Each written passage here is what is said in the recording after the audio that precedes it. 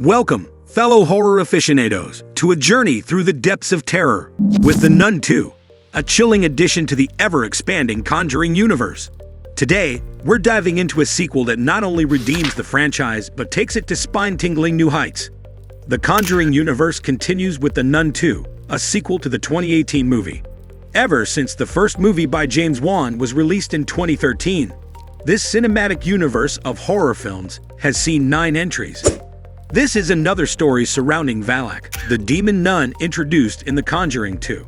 The sequel brings back Taissa Farmiga and Jonas Bloquet for another outing as Sister Irene and Maurice. Although the first Nun movie was a dull, unscary attempt at cashing in on a scary character from a scarier film, this sequel is a surprisingly well-made film that surpasses the original in nearly every way. Let's not get ahead of ourselves. The Nun 2 is not one of the year's best horror movies.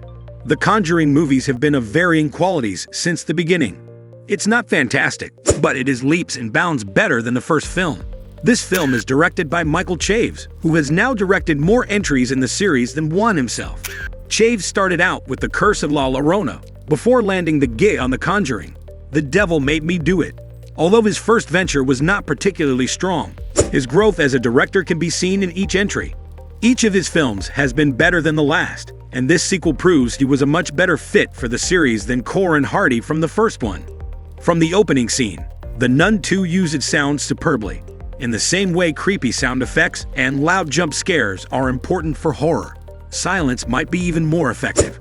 The dread you get from the opening few scenes is exceptional, and there is one particular scene early on that immediately raises the stakes for the rest of the film. Although Chaves sometimes cannot seem to refrain from the occasional dream sequence, sheep jump scare, and dark figure passing across the camera, the direction is cleaner and more unpredictable than its predecessor. Furthermore, the characters receive more development than they did in the first film. The 2018 movie never gets in-depth about who these people are. From the start, we learn more about Irene's backstory with her mother, which we learn more about later.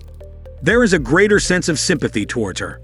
Even if The Nun 2 doesn't always do the best job of intertwining the characters and story, we also have Storm Reid as Dembra, a sister with a few issues with authority whom Irene quickly befriends. After her appearances in The Suicide Squad and Missing, she can only be described as a sequel's good luck charm, assuring that a project will be as good as, if not better than the original. Farmiga and Reid are both excellent in the film, but another surprising improvement is the character of Maurice. The first time we're introduced to Maurice in the first movie, he is presented as a promiscuous playboy who flirts with Irene right after meeting her. He's not the easiest character to like. However, this movie's opening scene with him involves his caring, tender relationship with a young child named Sophie, Caitlin Rose Downey. He's instantly a more investing character than he previously was. Downey is also a wonderful addition to the cast, as she portrays Sophie with a perfect amount of fear. The Nun 2 is also better in terms of its lighting and framing. This is a much better shot film than the first, as Tristan Nyby brings in some fantastic cinematography. A few scares are more out of the box than you would expect. Other scares have you not wondering what will happen, but when it will happen. There's an overarching sense of mystery surrounding the narrative. This existed in the first film, but the execution is much better here, even if it is narratively rough around the edges. With rich settings and a more vibrant color palette, The Nun 2 is a course correction from the original without ever spitting in its face.